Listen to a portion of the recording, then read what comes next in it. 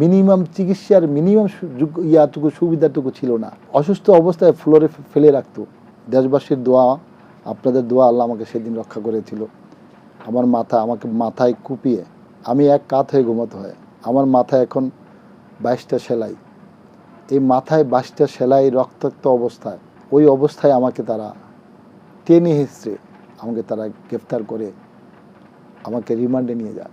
আমাদের খুব ভালোভাবে মনে আছে 2018 নির্বাচনে আপনার মাথায় এখনো দাগ আছে কিনা আমি কাছাকাছি গেলে বুঝতে পারবো।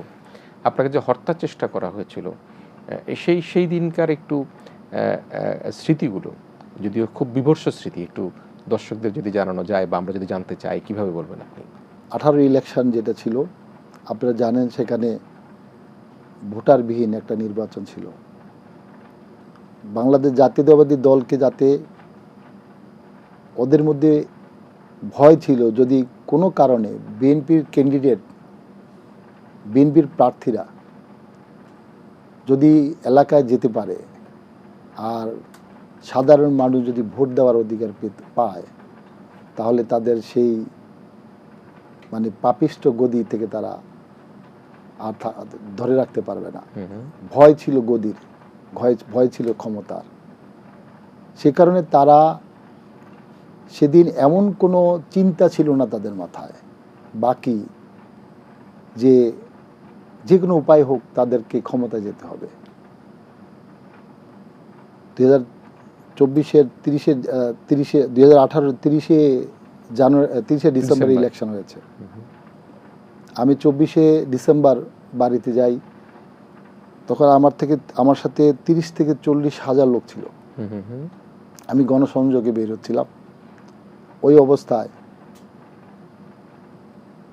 আমাকে মেরে ফেলার জন্য সর্বহারা ভাড়া করে নিয়ে আসছিল, এবং এই পরিকল্পনা ছিল এমন যে যদি বিএনপির পরিবারের কাউকে যদি আমার মতো কাউকে যদি হত্যা করা হয় বা হত্যা করা যায়, তাহলে বাকি যারা প্রার্থী ছিল কেউ ভয় এলাকা যাবে না। এটা ছিল 18 ইলেকশনের একটা মূল পরিকল্পনা। তো আল্লাহ, দেশবাসীর দোয়া, আপনাদের দোয়া, আল্লাহ আমাকে সেদিন রক্ষা করেছিল। আমাকে মাথায় কুপিয়ে আমার এখন স্পাইনালের 3টা ডিস্ক এবং সার্ভাইকেলের 4টা ডিস্ক। আমি কিছুক্ষণ আগে গল্পে আপনি বলছিলাম যে আমি এখন সিবিআর একজন রোগী, পেশেন্ট হয়ে গেছি।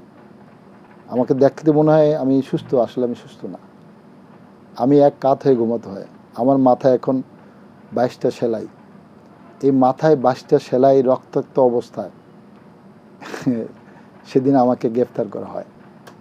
এবং আমাকে গ্রেফতার করার যে নাটক সেদিন তারা করেছে, ইউনাইটেড হসপিটালে 150 যৌথ বাহিনী, র্যাব সহ 150 যৌথ বাহিনী সেদিন আমাকে গ্রেফতার করার জন্য ইউনাইটেড হসপিটালে তারা ঘেরাও করে আমাকে অ্যারেস্ট দেখায়। অথচ আমি একজন মুমূর্ষু অবস্থায় রোগী ছিলাম। আমি ওদেরকে বলেছিলাম, তোমরা আমাকে যাই করো, আমাকে ট্রিটমেন্টটুকু দাও।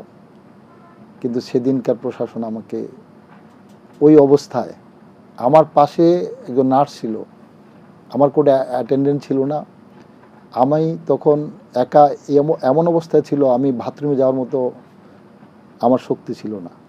আমি তখন একজন নার্সকে ডেকে বললাম যে আমাকে একটু, আপনি থাকেন, আমাকে একটু বাঁচান, আমি একটু পানি খেতে চাই। কারণ সেই শক্তিটুকু, এক গ্লাস পানি ধরার মতো শক্তি আমার সেখানে ছিল না। ওই অবস্থায় আমাকে তারা টেনে হিঁচড়ে আমাকে তারা গ্রেফতার করে আমাকে রিমান্ডে নিয়ে যায়। 1 দিন 2 দিন 3 দিন নয়, 5 দিনের রিমান্ড নিয়ে যায়। এবং সে অবস্থায় আমি মাথায় 22টা সেলাই থাকা অবস্থায় ডক্টর আমাকে কোনো অবস্থায় ছাড়বে না। পরে তখনকার র্যাবের ডিজি, আপনারা জানেন পরবর্তীতে আইজি হয় বেনজির আহমেদ, এবং তখনকার প্রশাসনের ঊর্ধ্বতন হোম মিনিস্টার নিজে ফোন করেছিল ইউনাইটেড হসপিটালে এমডিকে, যে তাকে যে কোনোভাবে হোক আজকে ছেড়ে দিতে হবে। যাই হোক, এগুলো আসলে ভাই, এগুলা কি বলবো, এই দেশের অন্ধকার জগৎটা, বললাম তো, ওই বিভৎস জগৎটা যেন কাউকে না দেখতে হয়। একজন মানুষের, একজন বন্দী আপনি যে মজলুম বললেন, একজন বন্দির মিনিমাম চিকিৎসার মিনিমাম ইয়াটুকু সুবিধাটুকু ছিল না। মানে ফ্লোরে অসুস্থ অবস্থায় ফ্লোরে ফেলে রাখতো। মানে আমি একজন শিক্ষিত মানুষ, আমি ইকোনমিক্স অনার্স মাস্টার্স করে একটা, আমি রাষ্ট্রের প্রথম শ্রেণীর নাগরিক, যে আমি রাষ্ট্রের সংবিধানের প্রথম শ্রেণীর নাগরিক, আমাকে যে মর্যাদাটুকু সেদিন দেওয়া হয়েছিল ফ্লোরে রেখে, সত্যি আমি চাই না কোনো মায়ের সন্তান এই অবস্থায় এদেশের এই ছবিটা, এই চিত্রটা, বাংলাদেশের চিত্রটা দেখো।